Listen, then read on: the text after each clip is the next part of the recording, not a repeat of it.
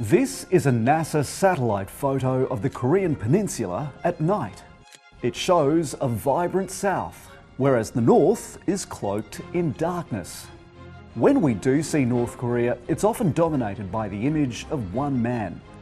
He's regularly doing something like this, or quite often this. But anyone thinking Pyongyang wants to start a war could be mistaken. They have the nuclear capability, but whether they will use it, I'll doubt it, because it means a suicide for the regime. So what is North Korea up to? And should we be worried?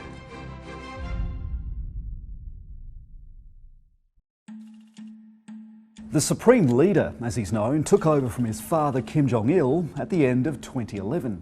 The Kim family has been in power since 1948, after Korea was divided following World War II. The two Koreas are still technically at war. A peace treaty was never signed. But it's not because of North Korea. Kim Jong Un's grandfather, Kim Il-sung, signed the 1953 armistice. But his South Korean counterpart did not. South Korea didn't sign that armistice because then President wanted to keep fighting against the communist forces in the north so that he can unify the entire country under his rule. When he took over, Kim Jong Un vowed that the time his nation could be threatened was forever over, and he declared a military-first approach. To begin with, he was true to his word.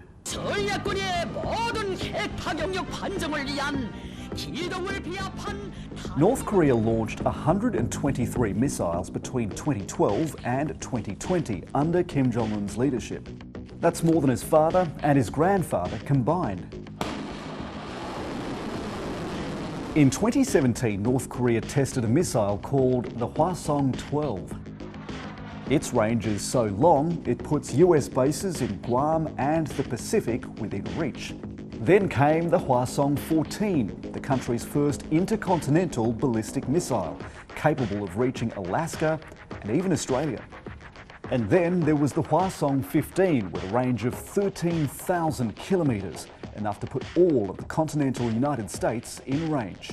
The North Korean regime said it's for their own national security. It's a deterrence that they have to develop some sort of a missile capability to guard against this, what they see as a very aggressive foreign power. North Korea also has several hundred short and medium-range ballistic missiles, and that puts some of its closest neighbours at greatest risk if North Korea were to be attacked. The most likely country to be attacked in that scenario would probably be Japan. In fact, North Korea tends to launch its missiles when it tests them to the east, over the Sea of Japan, and in some cases over Japan itself. The regime's keen display of its firepower doesn't seem to be fading. North Korea's state media says this is the country's new ballistic missile system that can be launched from the back of a train. It was the first ballistic missile they had launched in 6 months, and they're technically not supposed to do it. We do condemn the DPRK's missile launches. These missile launches are in violation of multiple UN Security Council resolutions. But while the UN demands North Korea suspend all ballistic missile activity, the same doesn't go for cruise missiles. The UN considers ballistic missiles more threatening because they can carry bigger and more powerful payloads, have a much longer range, and fly faster. This is the usual trajectory of a ballistic missile. It goes above the Earth's atmosphere, and typically missile detection systems notice them there. Compare that to a cruise missile, which stays low, meaning ground-based radar systems can only detect them in the final stages of flight. And it seems acceptable for North Korea to test those. That's exactly what they did, only a few days before showing off the new train missiles. One of those could travel 1,500 kilometres, which puts all of this in range, including the 80,000 US soldiers stationed in the region. Whenever they're doing this sort of missile test and the nuclear test, they say it's for their deterrence, it's for their national security because they are threatened by foreign forces. This new missile testing spree marks a restart of the program after a period where North Korea decided to take a break. For a few years, it was missile after missile. Then in 2018, nothing. For a year, there was a missile hiatus. They basically went on a diplomatic offensive. The diplomatic offensive was designed to improve relations with South Korea and the US, at least in the hopes that South Korea and the US would sort of relax sanctions against North Korea. There was one difference in that period, and his name was Donald Trump. Rocket Man should have been handled a long time ago. North Korea's intercontinental ballistic missile tests of 2017 made the former president furious.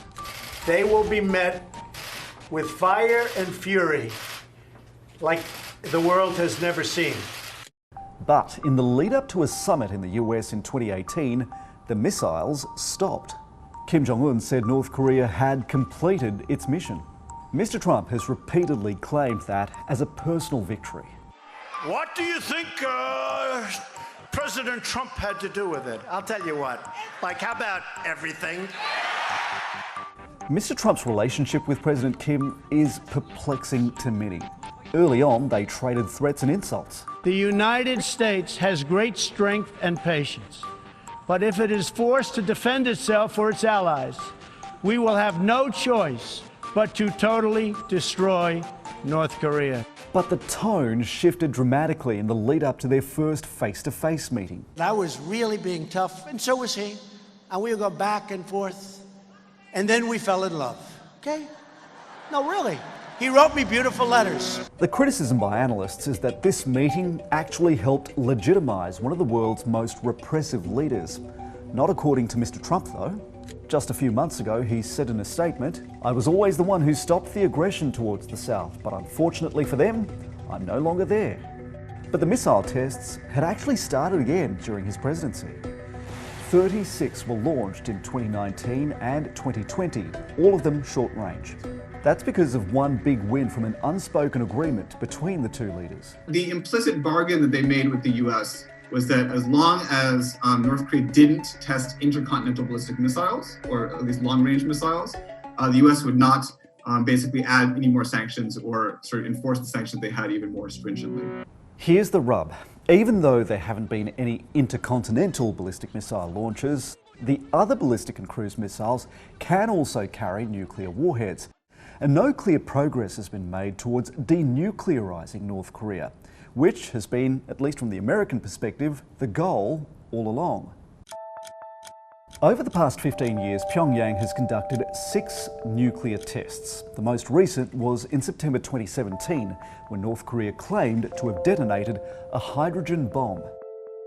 Estimates of its explosive power ranged from 50 to 300 kilotons. 100 kilotons would have already made the tests 6 times as powerful as the bomb that was dropped on Hiroshima. Right now, there are lots of signs pointing to North Korea ramping up its nuclear capacity even more. New satellite images of the Yongbyon nuclear complex show what looks like an expansion of the uranium enrichment plant.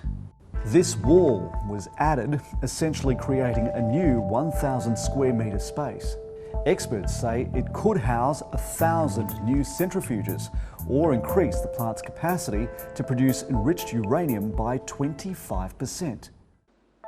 They could be sort of enriching more uranium that would sort of power their weapons. You know, worst case scenario, it means they're building more nuclear weapons. Here's a different take. Let's zoom out. Out of around 13,500 nuclear warheads in existence, it's estimated North Korea has 30 to 40. China has around 320, the US has almost 6,000, and Russia 6,300. They think it's enough to deter the US, South Korea, or other countries from attacking them.